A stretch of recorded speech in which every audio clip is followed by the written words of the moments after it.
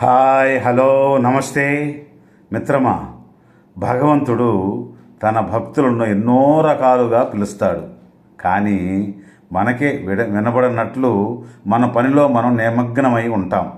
అది ఎలాగంటే, ఒక ఇంజనీరు 16 అంతస్తుల భవనం నుంచి క్రింది ఫ్లోర్లో ఉండే పనివాడిని, వర్కర్ని పిలుస్తాడు. ఒరేయ్ రామన్నా రామన్నా అని గట్టిగా అరుస్తాడు. అక్కడి శబ్దాలకు అతని పిలుపు కింద ఉన్న పనివాడికి వినిపించదు. అప్పుడు ఆ పనివాడిని తన వైపు చూసేలా ఆలోచించి ఒక 10 రూపాయల నోటుని వాడి మీదికి కిందికి విసిరివేస్తాడు.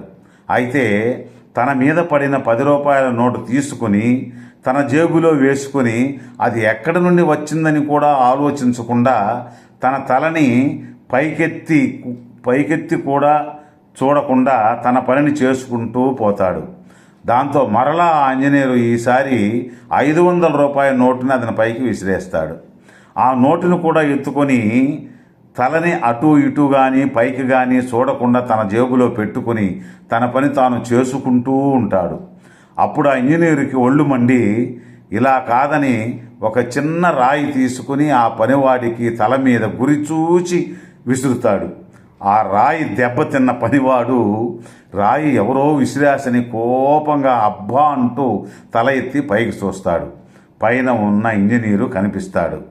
అలాగా సరిగ్గా మన జీవితంలో కూడా భగవంతుడు కూడా మనతో అనుసంధానమై మనతో మాట్లాడి కనిపిద్దామనుకున్నప్పుడు ఇలాగే ప్రయత్నిస్తూ ఉంటాడు. కానీ మనమిక్కడ ప్రాపంచిక సుఖాలనే విషయాలతో చాలా చాలా బిజీగా ఉంటాం.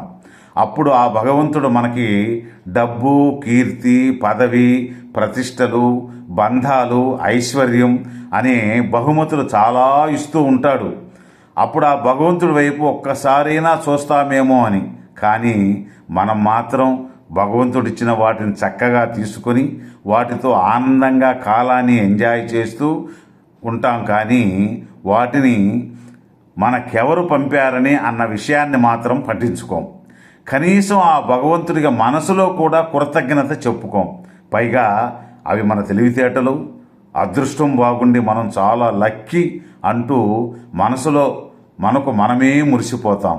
అప్పుడు ఆ భగవంతుడు ఆఖరి ప్రయత్నంగా ఒక చిన్న రాయి అనే సమస్యలు, కష్టాలు, నష్టాలు విసురుతాడు.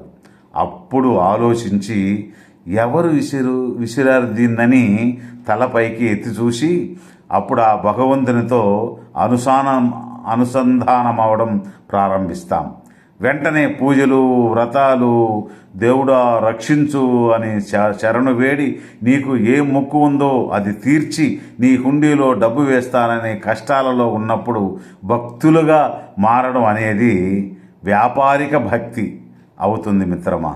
దేవుడు మనకిచ్చినా ఇవ్వకపోయినా ఉన్న వాటితో సంతృప్తి చెంది నిత్యం దైవనామ స్మరణం చేయడం అలవాటు చేసుకోవాలి. అప్పుడే ఎల్లప్పుడూ భగవంతుడితో అనుసంధానమై ఉంటాం. ఓం నమః శివాయ. ఇది నిజం. రేపు మళ్ళా ఒక మంచి వీడియోతో కలుసుకుందాం. ధన్యవాదాలు. జై హింద్.